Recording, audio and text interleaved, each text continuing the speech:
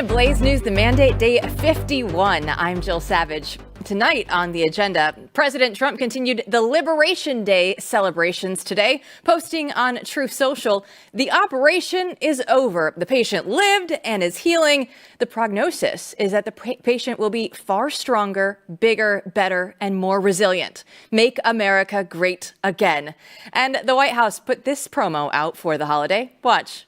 American steel workers, auto workers, farmers, and skilled craftsmen watched in anguish as foreign leaders have stolen our jobs, foreign cheaters have ransacked our factories, and foreign scavengers have torn apart our once beautiful American dream. Our country and its taxpayers have been ripped off for more than 50 years, but it is not going to happen anymore. We are finally putting America first.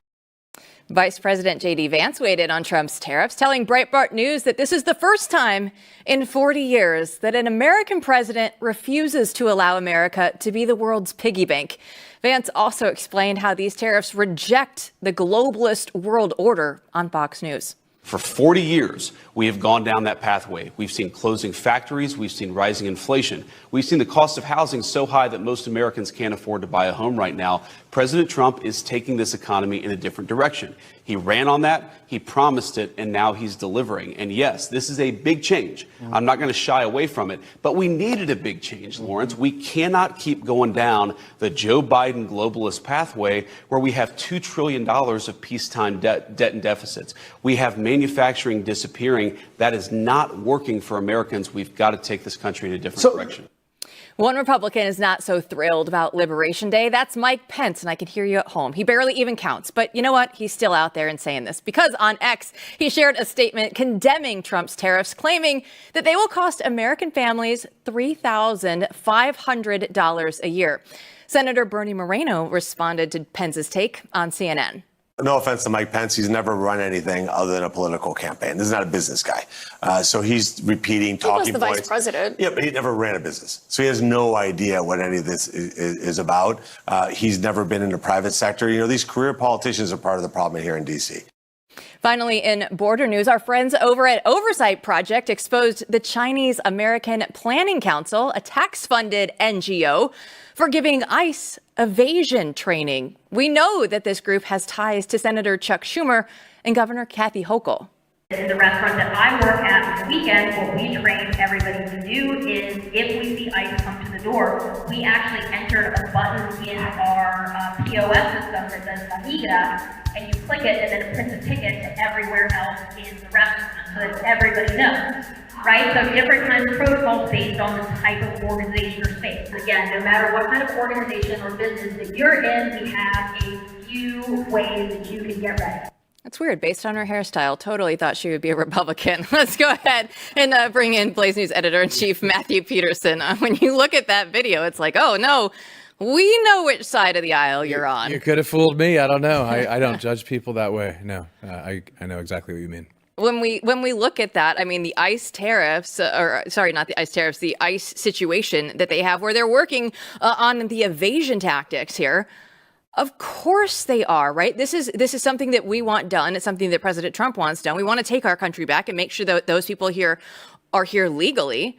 And yet every step of the way, NGOs are still just working to undermine this administration. Yeah, so all these NGOs are paid for by the left. They've been doing this for a long time, and you got to think there's really billions of dollars that have been used to bring people in, and at one hand is the propaganda arm to help them, and not just encourage them to come in, but to actively help them. And this has been going on, sadly, with a lot of religious charities as well, right? For a long time. It's sad. So this is an important part of the project to clean house, and our friends at Oversight are doing the Lord's work by exposing it. And let's get to the tariffs now, because that is the topic of the day for sure. When you look at these tariffs, what is your take just going through and knowing that this is something that the Trump administration campaigned on, right? Everybody knew that this was going to happen. And now the day is here and the tariffs are in place. So what have you seen from the reaction so far? So Mike Pence is a good example. I'm happy you used him as one, because Mike Pence has never not done what his corporate masters have told him to do. And at the end of the day, he's a perfect example of the old Republican Party who is not going to think differently. Certainly you can have respectful differences on this issue. I don't say it's implausible or illogical to think a different way about it. You can argue about it, but you know that Pence is going to come out and say what he says, because that's what he's always done. And that's why he is now not part of the leadership of the Republican Party anymore. And so there's a couple things going on here. One is it's instinctual. It's like the doctor comes and hits you on the knee and the leg goes up. That's what the old right is going to do, because for decades they have preached the virtues of getting rid of all this stuff and global trade just being a wonderful thing. The Republican Party got behind, NAFTA, et cetera. And so it doesn't matter that Donald Trump has been saying the same thing. When people say, what's Trump's coherent agenda? Trump has been saying the same thing about this for 40 plus years. And so then he told you what he was going to do over and over again. And then he did it. And everyone's having a heart attack because it's dogma that has been gelled with money, right? Over time, these think tanks that get paid by corporate interests, that people are making money, asset holders are making money off this situation. There's an argument for it. That has solidified over time. So when this actually happens, there's this instinctual reaction. And then there's also sort of the being whipped by their corporate masters to go out there and say something, because for some people, it's not going to be as beneficial as it will to the American middle class. Well, we will continue this conversation because Heritage President Kevin Roberts will give us the true conservative take on Trump's tariffs coming up.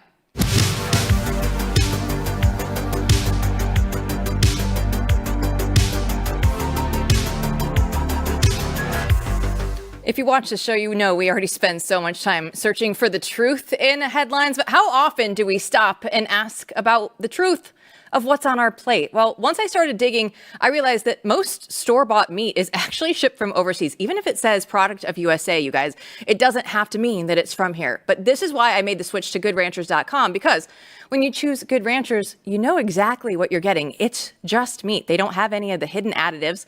They don't have antibiotics, hormones, or seed oils.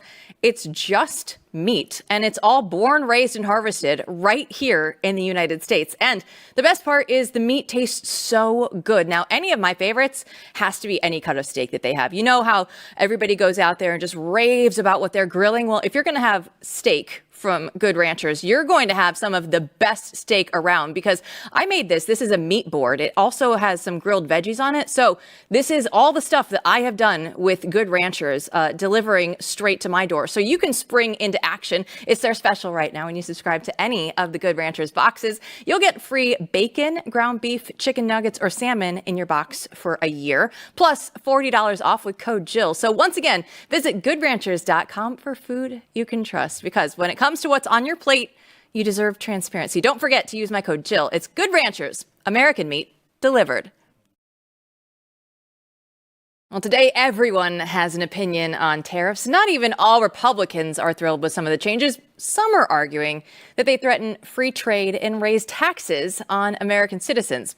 Heritage President Kevin Roberts took to X to explain exactly how Trump's tariffs restore respect for America and why they have the globalist elite raging. So Kevin joins us now. So thanks so much for coming in studio and hanging out with us here at Blaze Media all day. Jill, the pleasure is mine. Y'all know that outside of being here as a guest sometimes, this is one of my favorite shows. So, and that's in spite of Matt Peterson.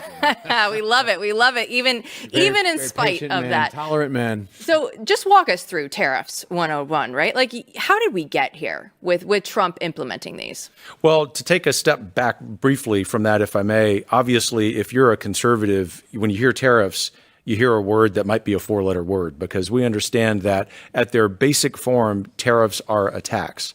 At Heritage, however, over the last months and weeks, we've been preparing for this moment, anticipating that what the president would do would be to level the playing field by imposing reciprocal tariffs. And on that, there is a long tradition in conservative economic thought that we recognize countries who are abusing us, particularly American workers, ought to participate and level the playing field. And so the upshot is we think that if the regime that ultimately is installed is reciprocal, which is targeting the Chinese Communist Party, other really terrible abusers like the European Union, that's good. Obviously, Jill, what the president decided to do is something universal, a 10% tariff on everyone. We happen to think that's likely to be modified because ultimately what we need to achieve here is to level the playing field. If that's where the administration's going, they can count on Heritage's 100% support because we must change the economic order that has privileged elites in Brussels and New York, and it's really disadvantaged hardworking Americans. You know, Kevin, it's one of the funniest things about this to me is that Trump is using it to get back to free trade. I mean, so you find these other countries where I go, oh, well, no, let's just get rid of it. And all of a sudden, you kind of look in disbelief and say, so we have free trade between each other again? I don't hear anyone talking about it that way, but I do hear a lot of people on the right, particularly coming at Trump, and you're in the center of that. So what has it been like explaining this and sort of, being out in front on this issue when it's just a knee-jerk reaction, as we were saying in the beginning of the show, in part for good reason. But, I see these people it's almost like the doctor hits the knee, right? And it goes up. And you're in the center of this. I mean, you're leading, really the largest think tank on the right that's moving things forward.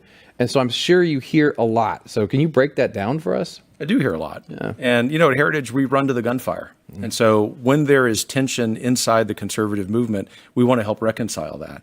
And there are, roughly speaking, three groups of people on the right who are confused by the president's tariffs. One group, a very virtuous group, business people, friends of ours, who just generally have this knee-jerk reaction to tariffs because Republican presidents haven't used them. Mm-hmm. They're going to eventually get on board because they're going to see that if particularly the tariffs are reciprocal, they're going to work after a quarter or two of economic choppiness. But then there's a group who are really doctrinaire, good people, mm-hmm. but they don't yet understand that we live in a different moment, that 2025 is different than it was in 1985, that we have seen if you're born after 1990, the likelihood of a married couple being able to afford a home, a reasonable home, is almost impossible, particularly in places like Washington, D.C. And what Trump and Vance are trying to do is to initiate this reform that over a generation, over 25 or 30 years, makes possible the American dream again. Limited targeted tariffs are one tool that's part of that. But then it's the last group, and it's a very vocal group, but it's also a group that I think probably is ill-intentioned. Mm-hmm. They refuse. Mm-hmm. They refuse, in spite of data, in spite of the expertise of Treasury Secretary Scott Bessent, saying this is all going to work out, to even entertain the notion that we should look at data objectively, put dogma and ideology off to the side, and say, this is a moment where we ought to trust the leadership of this president and his team and see where we are in 6 months or 12 months. I think if we could get them to just look at the data, that a year from now, if we're sitting here, we'd be pretty optimistic. If you just go back to when Trump first announced the tariffs, he already got huge wins, right? Mexico and Canada, they both put troops on the borders. They both stopped doing the bad things that Trump didn't want them to do anymore. You saw immediate wins. And then last night, if you look, you see a company like Nike, who has a ton of their operation over in Vietnam. Their stock went down big time. But you're not going to be incentivizing companies, American companies, to be producing things outside in other companies. We've already seen this with the auto workers, right? There's a ton of auto manufacturing that is already moving back to the United States as a result of this. Jill, there are going to be a lot of wins. And I think it's really important for the administration to focus on two things. Number one, just cataloging those wins right now, the ones that you mentioned, Israel making some changes. But secondly, they also need to focus on business owners who need a little more time. I'm not talking about Fortune 50 companies. I couldn't care less. I'm talking about the small business people right here where we are who need more than a few weeks to be able to adjust their supply chains. If they do that, then I think they're going to win this battle politically and economically. So Heritage is also, there's a piece there arguing that Trump is a Euroskeptic. God bless him. And that that's a good thing. And that's another thing that, I think has changed over time, right? Fighting the Cold War, I mean, these are our friends. There's differences, but NATO exists for a reason, and so forth and so on. And we've seen this also become a kind of a tense point sometimes on the right. But tell us more about that. Well, 3 years ago, when the Ukraine military aid package came up, which we've talked about on your show, that Heritage took a stand and said two things can be true at the same time. You want Ukraine to win, and this military aid package is awful.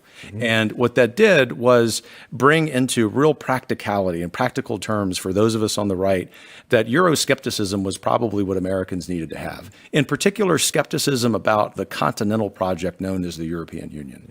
And so what has happened over time is that everything the European Union has said is false. Everything. Including on trade. I mean, I'm so proud of my Heritage colleague, Dr. Niall Gardner, who spent the day doing media talking about the EU being the biggest protectionist racket in the world, while at the same time, they decry the Trump tariffs. That's precisely the kind of hypocrisy that drives us crazy about Europe. But ultimately, the bottom line is this. For people in Europe who are tired of the over-centralization of power, particularly in Brussels, there are leaders across the continent, there are leaders in Washington, in Trump and Vance, who will be their best friends if they're willing to acknowledge that the European Union is a god-awful idea that runs roughshod over sovereignty and must come to an end. So can I just, for both of you, am I on crazy pills? Because every time this comes up, I think the same thing to myself. I know I wasn't the only nerd at that time who was reading, reading the international publications about this. And I thought the position on the right was Alexander Hamilton would be rolling over in his grave. This makes zero sense. You're going to create a single currency and you're going to put it with all these, you're going to start conflict that I thought that was the right-leaning position.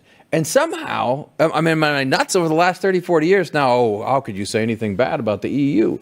And you guys are spitting out facts on this. It's wild to me. How do we even got to this place? Well, there was at least one other nerd reading that. Yeah, okay. Sitting with you.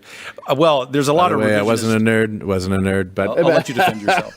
There's a lot of revisionist history that happened after 1991, particularly on the right. We hear, and this is involved in the tariff issue, that people tell us that conservatism began sometime after we won the Cold War. No, it has a very long history, and particularly on both of these issues, Euroscepticism and tariffs, reading some more Hamilton would be really good. Well, let's get to Western civilization, because I know J.D. Vance was out there and talking about how the Trump administration is going to restore Western civilization. What we've learned over the last few months is that the American people, and I think Western peoples, are a hell of a lot more resilient than our elites give them credit for.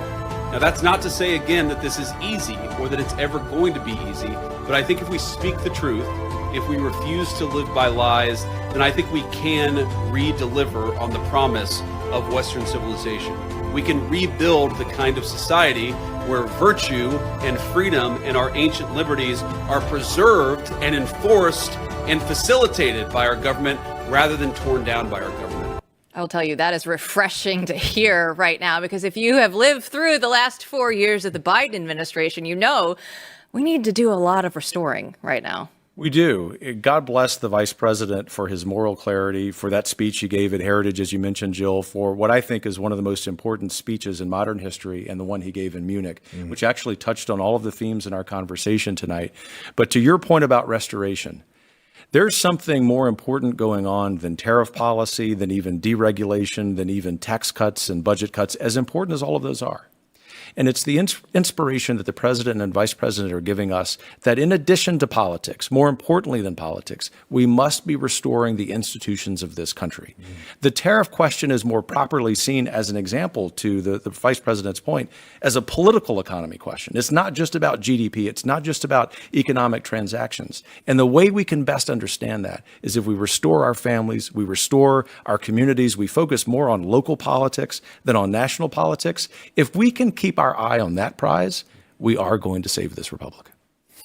Amen to that. Well, this is also a strange space these days because politics has taken over everything, right? So, I mean, I can't come up with a better term than commercial cultural movement, which is clunky, but it shows commerce and culture are linked together. And what's interesting is your attention on that, hiring Robby Starbuck. This guy, Starbuck, is coming on, and he's been out there really slinging some arrows at these corporations, and you all are going to expand into that. It's very interesting.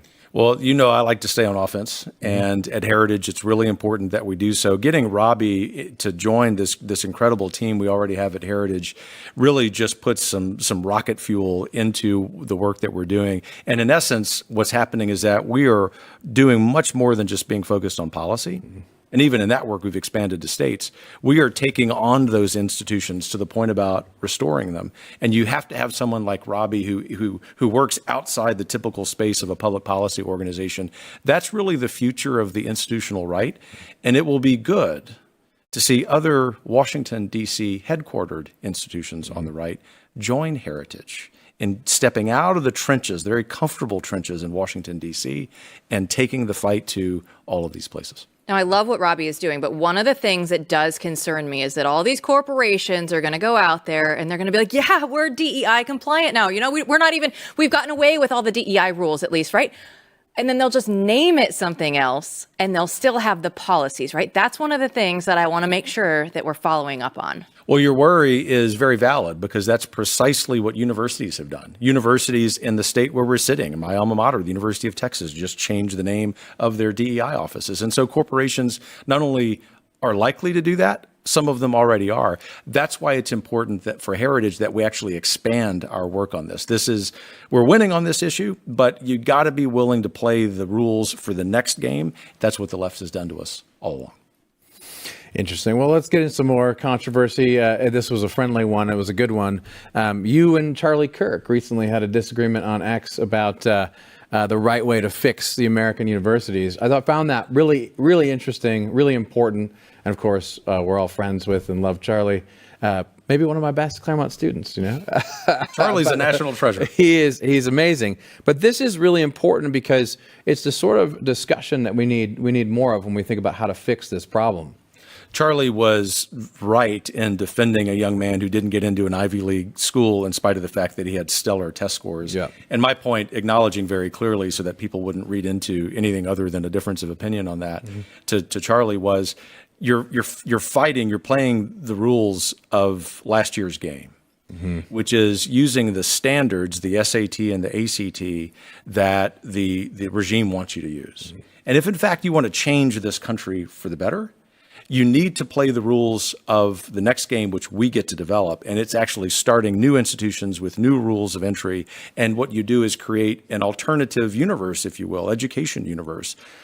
Think about Claremont, think about Hillsdale, think about Wyoming Catholic College, many other schools where you're saying we're not even going to participate in the currency of the old way of doing things. The great news is when President Trump issued his executive order ending the Department of Education, he accelerated that fight. And it is yet another reminder of how we must wed federal public policy with the individual work we do for recreating, restoring institutions at the local level. I mean, Ivy League schools now, who needs them, right, Kevin, at this point in time? Why are we spending all our money to send our kids to the Ivy Leagues anymore? Look, they only have tens of billions of dollars in their endowment. That's way too much money. We know a lot better uses for tens of billions of dollars of this country. Kevin, thanks so much for coming in. The pleasure was mine. Thanks. When we come back, we'll have Chris Bedford. He'll explain why 4 Senate Republicans voted against Trump's tariffs. Next.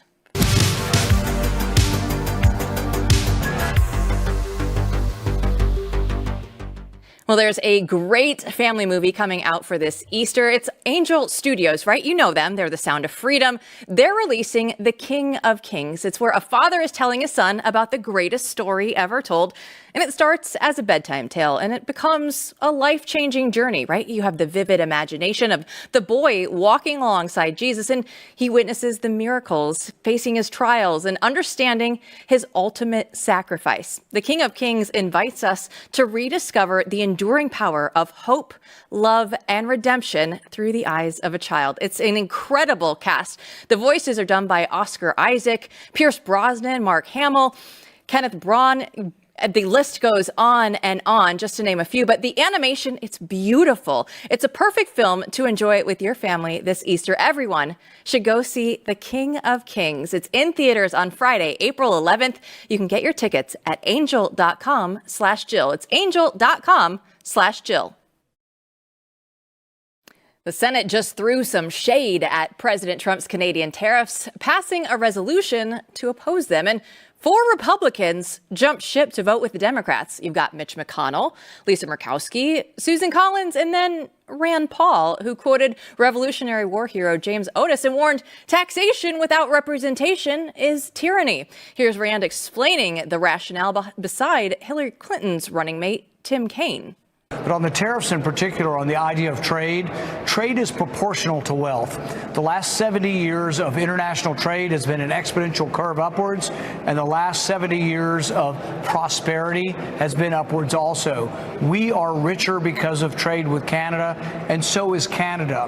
Whenever you trade with somebody, when an individual buys somebody else's product, it's mutually beneficial or you wouldn't buy it. If the trade is voluntary, it's always beneficial. The resolution likely won't pass the House, but how could it impact midterms and the GOP overall? So here to break it down for us is our senior politics editor, Chris Bedford.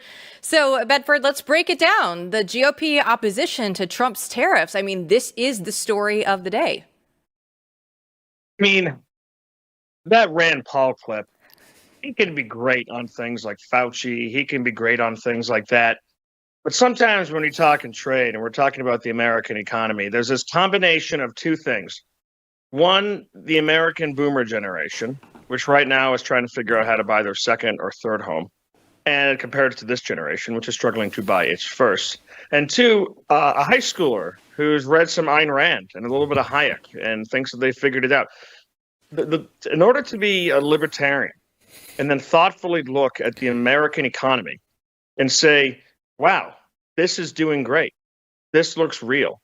The money that is being made and the wealth that is being generated seems like I can understand where it comes from.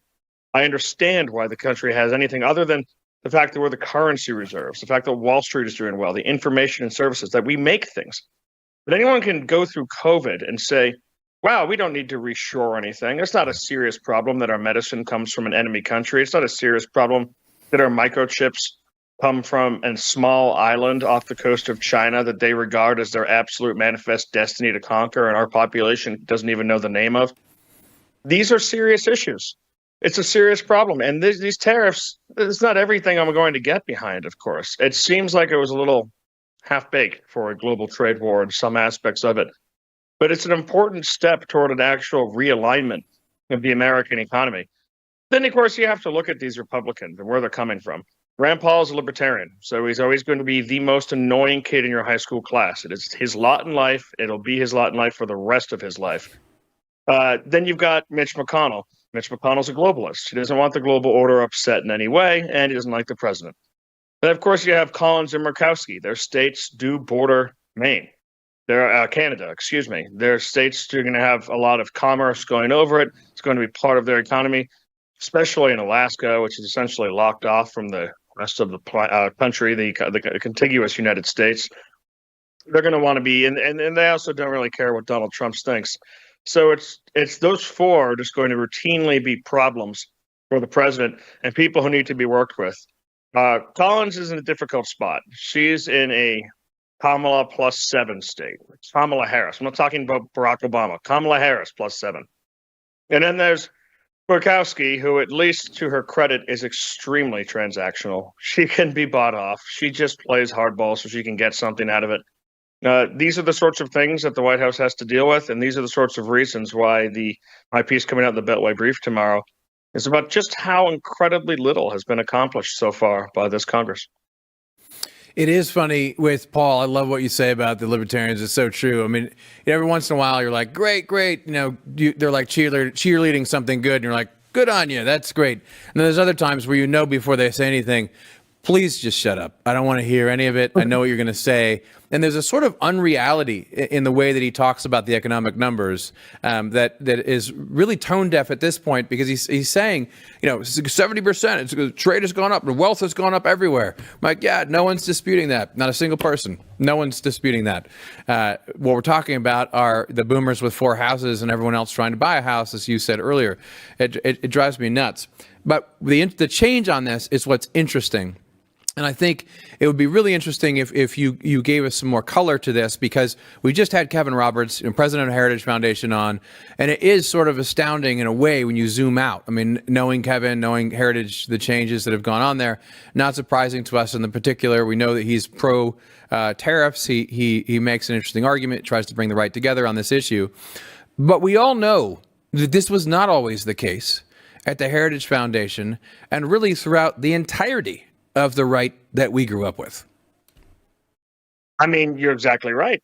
Ed Follner, whose kind of ascendancy to found the Heritage Foundation and then to become a leader in the Heritage Foundation and the leader in conservative thought, his time at the top there really coincides perfectly with the worst years of republicanism that are around, except for Ronald Reagan. The 90s to 2000s, the free trade agreements, NAFTA, everyone's going to get richer, don't worry about it. All we need to do is claim that Hong Kong is the freest place in the entire planet to do business. Completely ridiculous idea. The Heritage would rank them all the time. But there's this one story that Ed Follner, I know this is true, I wasn't in the office, because he tells this story. One of the big early Heritage donors was a furniture manufacturer and seller in the Carolinas. Now, if you're lucky enough to be able to get some of your furniture from your parents, have that passed down to you, you'll notice that a lot of it, one, is way heavier than anything that you have. It's actually real furniture made with real wood. And by and large, it's made in the Carolinas. It had a booming industry that got completely wiped out by decisions that were made in Washington. So he had a big donor who came in and said, what the heck is this? You're killing me. You're wiping out my jobs. You're wiping out the forestry. You're wiping out the manufacturing. You're wiping out American-made furniture. I don't want to deal with this. I give you a lot of money. Heritage Foundation needs to do something about this. And Ed Follner tore the check in half in his office and handed it back to him and said, this is what I think about this. He told this story. He would tell this story to incoming intern classes. Now, I guess that he probably thought that it made it look like he was someone who was willing to stand up to moneyed interest, which is an important thing to do when you're in a think tank. But the reality is it made it look like he was willing to sell out American jobs when a real person was sitting across from him, someone he knew, across from his desk and saying, this is going to kill me.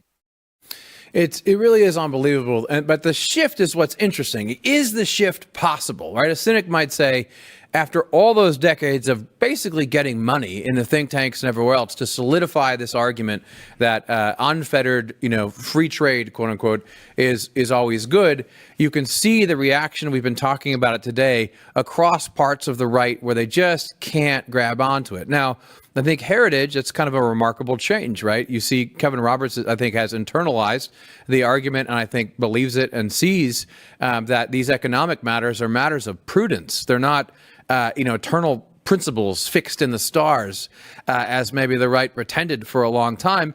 Depending on the situation, you're going to want to change your economic policy. That should be a conservative position in my book, but it's not. I mean, so when we look at this now, you have the Congress, right? You talked about that. We'll talk about that some more in a minute.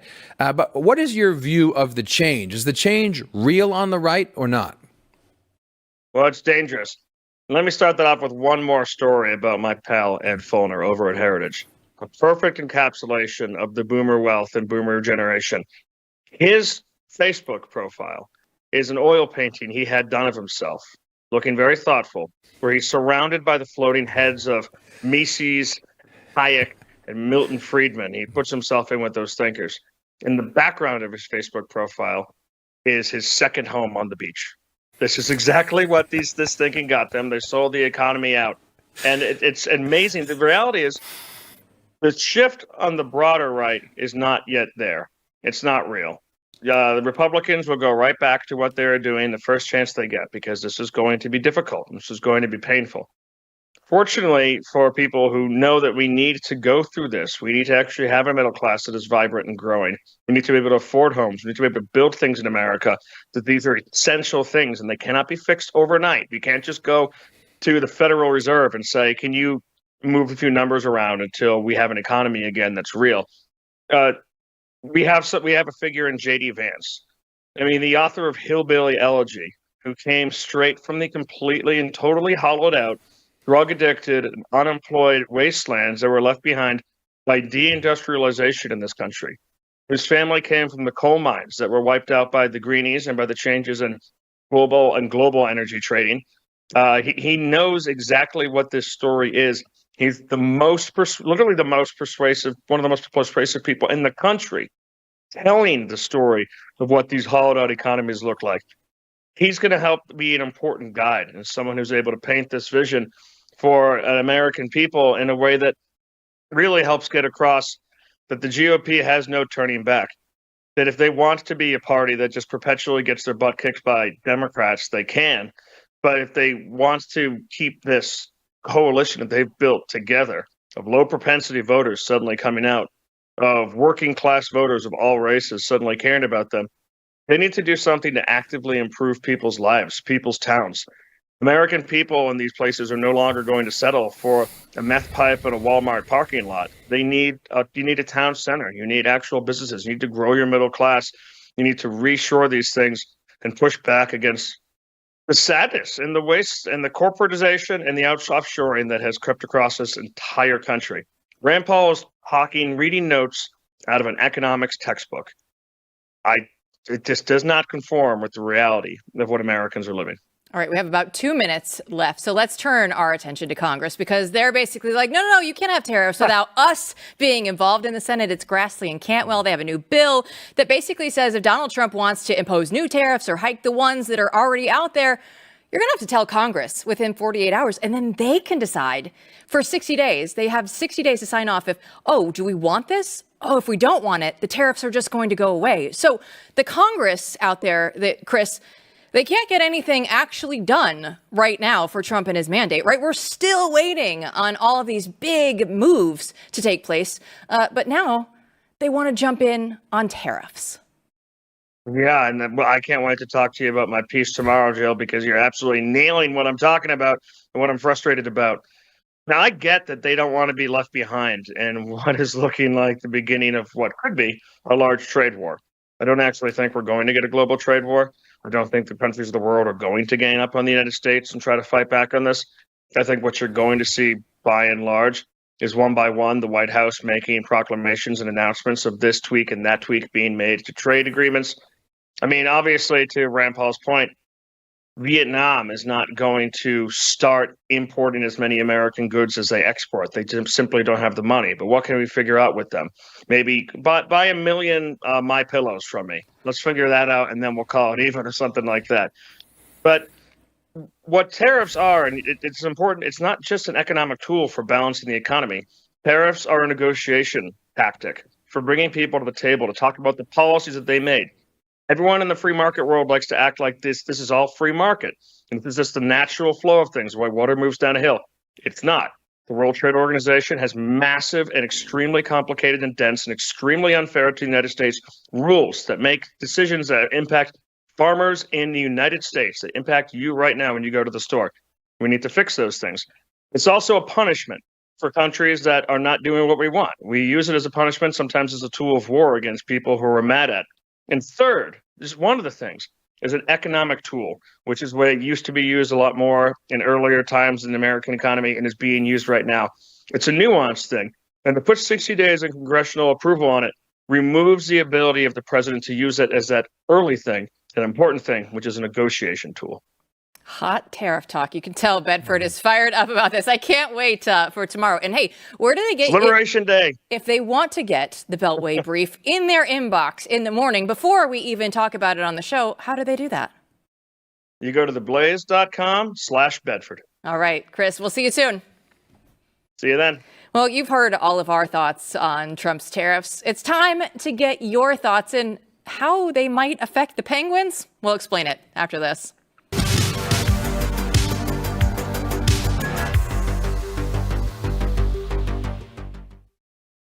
So if you've watched today's show, you know the GOP is divided over Trump's tariffs. So I asked you on X, do you still support Trump now that the tariffs have gone into effect? And MP, look at this. This is a resounding Yes, I am still with him. 88% of our audience is still with Donald Trump, even after Liberation Day, only 11%. And this is big because MP, I don't know if you noticed this or not, but the Dow was down over 1,600 points at one point today. So it was a big day. Yeah. I don't know how many days in a row if people would be answering that the same way, but at least on the first day that they are fully implemented, they're still with him.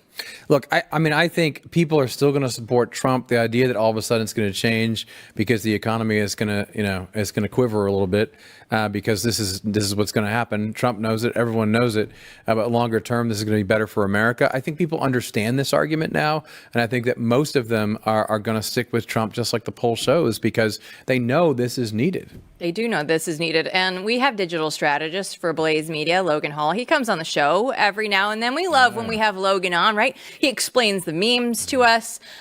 And, Logan, he is the most diehard Trump supporter that we've ever seen, right? If you think that you are MAGA, you are not even in Logan Hall's world. So let's go ahead and show what Logan's response is to the Trump tariffs. He says, President Trump could put a tariff on my life and I would still support him. That is how much Logan Hall loves Donald Trump. Is he's like, have at it. Have at it, tariff everything you want, everything in sight, even if it includes my life. This is Logan is a loyal supporter, always has been, always will be, and I will say that he has taught me like that never black pill attitude. He was absolutely correct about that. He and all his young MAGA friends, and they won. I mean, they won. So give Logan his due, but I also think that tells you a little something about where a lot of people are going to be at with this. They're not going to abandon the president because